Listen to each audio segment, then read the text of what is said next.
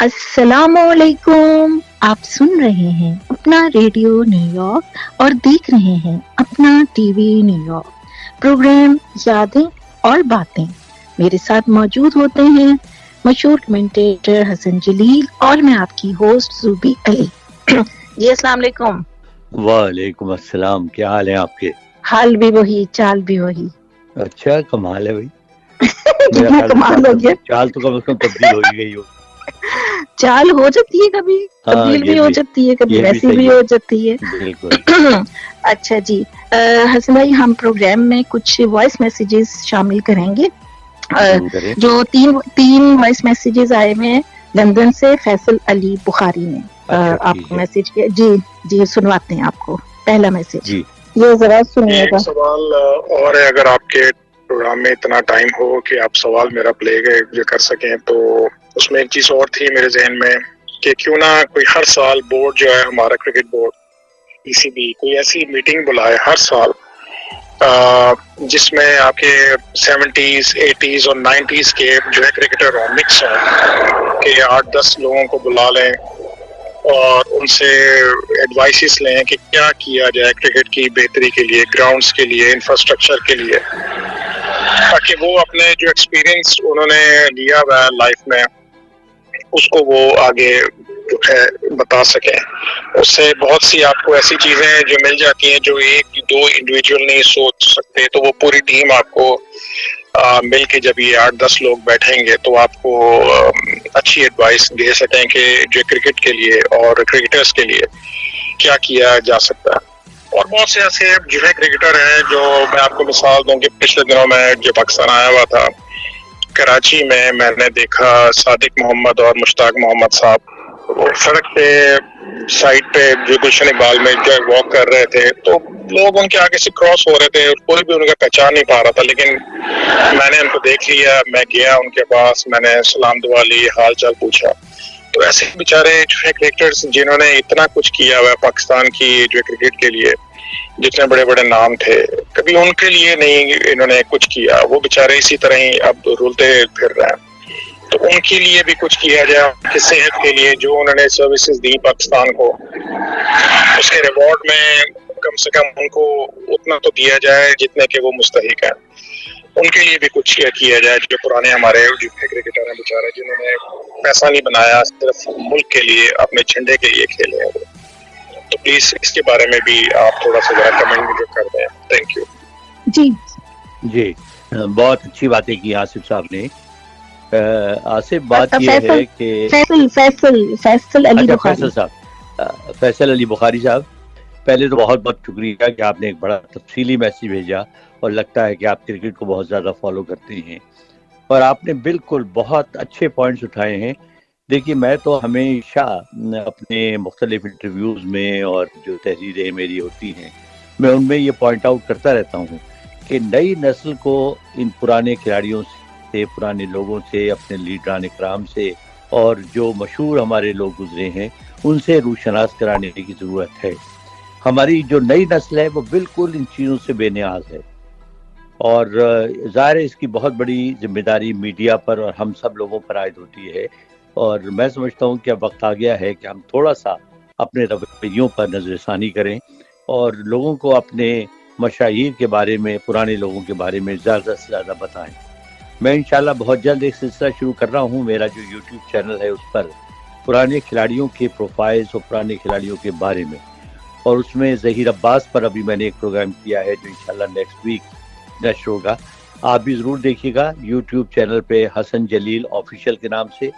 اور بالکل ایسا ہونا چاہیے کیونکہ بڑی یعنی یہ لوگ وہ ہیں جنہوں نے ان حالات میں کام کیا. میں آپ کو ایک چھوٹا سا واقعہ بتاتا ہوں کہ امتیاز احمد صاحب میرے آفس کے بالکل سامنے اکراس دا روڈ رہتے تھے.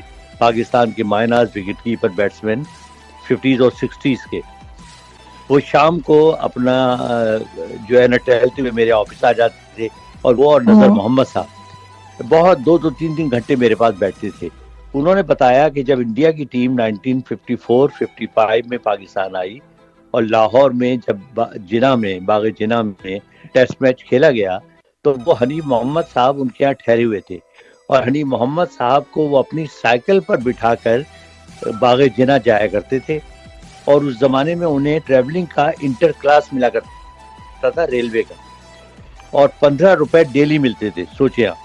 تو ان حالات میں ان لوگوں نے کام کیا، اور آپ دیکھیے کیا پرفارمنس تھی اس زمانے میں پاکستان کی ابتدائی دور کی، اور بڑے بڑے انہوں نے اپنے یعنی نامور کھلاڑی پیدا ہوئے، لیکن آج انہیں کوئی جاننے والا نہیں ہے، کوئی پوچھنے والا نہیں ہے، کوئی اکنالج کرنے والا نہیں ہے۔ تو اب ظاہر ہے کہ اس سب کو جو ہے بدلنے کی ضرورت ہے، اور یہ اسی صورت میں پاسبل ہے جب آپ جیسے لوگ آواز بلند کریں اور پوائنٹ آؤٹ کریں، اور ہم جیسے لوگ اسے آگے بڑھائیں۔ بالکل، بڑی دکھ والی بات ہے، بڑا مجھے افسوس ہوا۔ نہیں، ساری دنیا میں دیکھیں پرانے کھلاڑیوں کی اتنی عزت ہوتی ہے، اتنا احترام ہوتا ہے۔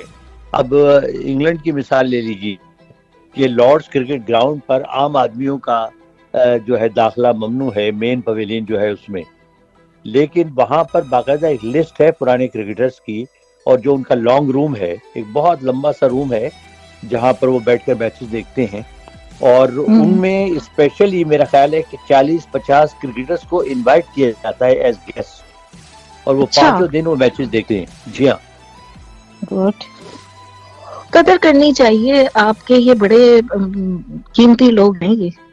نہیں جی، یہ ہمارا سرمایہ ہے، ہماری تاریخ کا سرمایہ ہے۔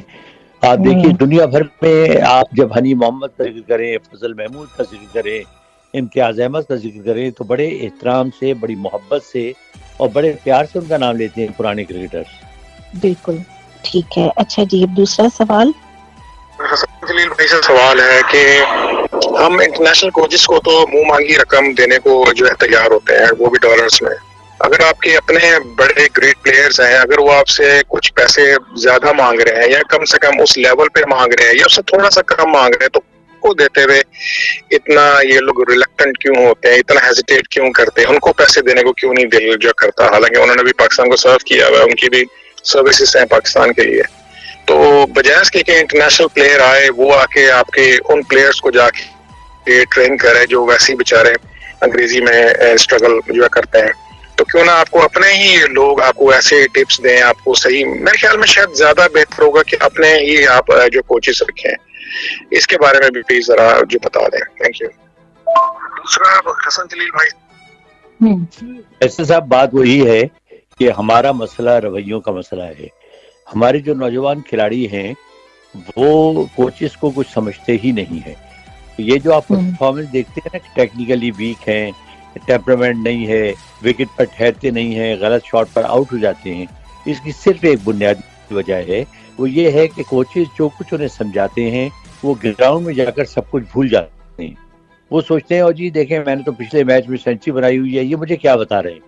اور یہ بات وہی ہے کہ آپ کو ایک سسٹم بنانا پڑے گا، کرکٹ بورڈ کو سختی کرنی پڑے گی، کرکٹ بورڈ ایک لائے عمل بنائے، ایک رولز آف دا گیم بنائے، اور آپ ہر پلیئر کو irrespective آف دس کہ وہ پلیئر کس کیلیبر کا ہے، اس کے کیا پرفارمنس ہے، آپ ہر ایک کو کہیں بھائی تم نے اس کو فالو کرنا ہے۔ آپ دور کیوں جاتے ہیں؟ آپ انڈیا کی مثال دیکھ لیجئے کہ انڈیا نے جو پابندیاں لگائی ہوئی ہیں اپنے کرکٹرز پر، ٹھیک ہے وہ پیسے بھی بہت دیتے ہیں، ہمارے یہاں بھی بہت پیسے ملتے ہیں۔ اب بابر اعظم جیسے پلیئر کو اگر آپ کو 5 سے 7 کروڑ روپے سال کے مل رہے ہیں تو اللہ تعالیٰ کا شکر ادا کرنا چاہیے، اور آپ کو زیادہ سے زیادہ محنت کرنی چاہیے۔ لیکن پلیئرز کے میں نے تو رویے دیکھے ہیں، اسی لیے وہ باہر کے لوگوں کو اس لیے لانے میں ترجیح دیتے ہیں کہ ایک تو ان کے ساتھ ان کی بھی کمیونیکیشن ہے، کیونکہ ہمارے جو بڑے پلیئرز ہیں، پرانے پلیئر، ان میں بھی آپس میں بڑی سیاستیں ہیں، گروپس بنے ہوئے ہیں چھوٹے چھوٹے، اچھا ایک دوسرے کی مین بیک نکالتے ہیں، ایک دوسرے کو کاٹنے کی کوشش کرتے ہیں، مطلب ایک مسئلہ تھوڑی ہے۔ تو یہ بات یہی ہے کہ جو انسٹیٹیوشن ہے، پہلے انسٹیٹیوشن کو مضبوط ہونا پڑے گا، ایک آپ کو لائے عمل بنانا پڑے گا، ضابطۂ اخلاق بنانا پڑے گا۔ جیسے ایک چھوٹی سی میں آپ کو بات جو کرکٹ کی چلی پڑی ہے کہ آج کل بے شمار لیگز ہو رہی ہیں، آپ دیکھیے انڈیا نے پابندی لگائی ہوئی ہے، کوئی اس کا پلیئر کسی آپ کو لیگ میں نظر نہیں آئے گا سوائے آئی پی ایل کے۔ اس کا فائدہ کیا ہوا ہے کہ انڈیا کا جو فٹنس لیول ہے وہ آسٹریلیا کے ٹکر کا ہے۔ انڈیا میں ڈسپلن کی کوئی پرابلم نہیں ہے، کوئی پلیئر ضد نہیں کرتا کہ جی میں نے تو کھیلنے کے لیے جانا ہے۔ ہمارے یہاں پرابلم یہ ہے کہ ابھی میں نام لینا نہیں چاہتا، ہمارے ایک نوجوان فاسٹ بالر ابھی ریکور ہوئے ہیں کوئی 8 مہینے کے بعد، اور ان کی پہلی فرمائش یہ تھی کہ یہ مجھے لیگ